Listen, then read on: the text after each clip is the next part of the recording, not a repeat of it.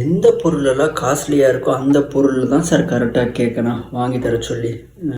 வேடிக்கை பார்த்து கேட்டானா கூட சரி பரவாயில்லன்னு சொல்லி வாங்கி கொடுத்துடலாம். இவன் உருட்டுறதுல வரதெல்லாமே பார்த்து கேட்குறான். அது எல்லாமே வந்து அதை எப்படி அட்ரஸ் பண்ணணுன்னே தெரியல.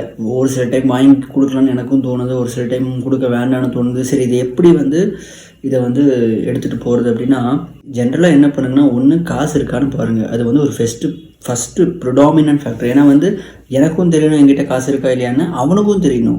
நான் அவனை ஏமாற்றக்கூடாது, அவனும் என்னை ஏமாற்றக்கூடாது விலை அதிகமான பொருளை வாங்கி தர சொல்லி. So first money matters. அதை வந்து யோசிங்க, அதை டிஸ்கஸ் பண்ணுங்கள். குழந்தைங்கள்ட்ட அதை கண்டிப்பாக என்ன பண்ணுங்கள் அப்படின்னா டிஸ்கஸ் பண்ணுங்கள். ரெண்டாவது, காசை விட காசு முக்கியம். காசுக்கு அடுத்தது முக்கியம் என்ன அப்படின்னா பர்பஸ்ஸு. அது உனக்கு எந்த அளவுக்கு அது தேவை. அவன் வச்சுருக்கான், இவன் வச்சுருக்கான், நான் வச்சுக்கணும், உனக்கு அது என்ன மேட்ரு, அது உனக்கு தேவையா தேவையில்லையா?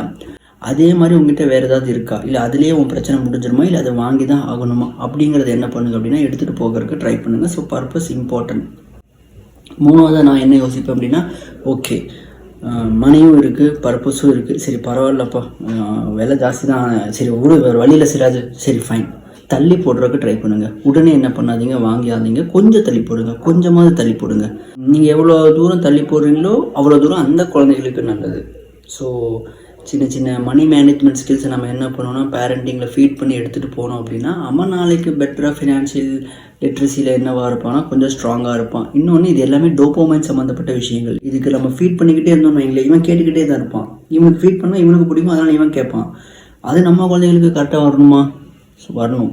ஸோ அதனால் அளவாக கரெக்டாக எடுத்துகிட்டு போங்க. மணி மேட்டர்ஸ், பர்பஸ்ஸு, அதுக்கப்புறம் போஸ்ட்போன் பண்ணுற ட்ரை பண்ணுங்கள். இது மூணுமே கரெக்டாக வந்துச்சு அப்படின்னா யூ கோ ஃபார் இட்.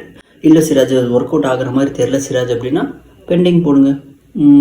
ஆனால் ரொம்ப கஷ்டப்படுறான் சிராஜ், எனக்கு ரொம்ப கஷ்டமாக இருக்குது அப்படின்னா யோசிங்க, அந்த பர்பஸ் என்னவா இருக்குதுன்னு யோசிங்க.